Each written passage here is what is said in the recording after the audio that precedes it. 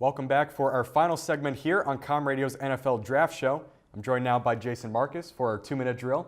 Jason, the way this will work is you have 2 minutes to answer as many questions as you can, and the clock will start after I read the first question. Are you ready? Absolutely. Let's do it. All right, here we go. First question. 21 Nittany Lions participated in Pro Day last week. Who helped his draft stock the most? Deshaun Hamilton. He didn't have the chance to run his 40 at the NFL Combine, but he had to do it at his pro day, and he ran really well. He ran a 4.52, which is really good for a wide receiver. He's got great character, and he's an even better route runner, so there's no doubt that a team is going to take him early in the second day.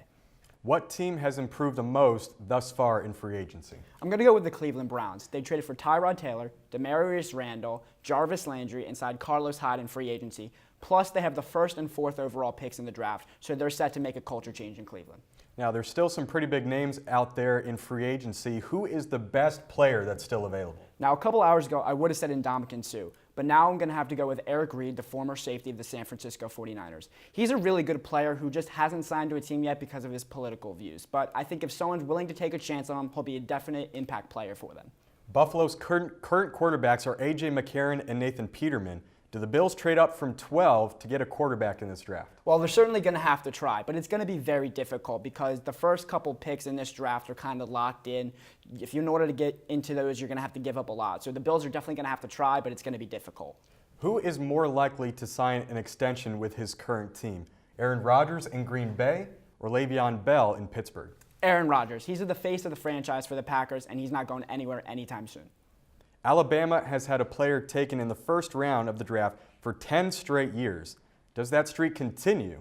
And if it does, who is the player that gets taken? It's absolutely going to continue, and it's going to be Minkah Fitzpatrick. I'd be surprised if he fell out of the top 5, let alone the entire first round, so it's definitely going to continue.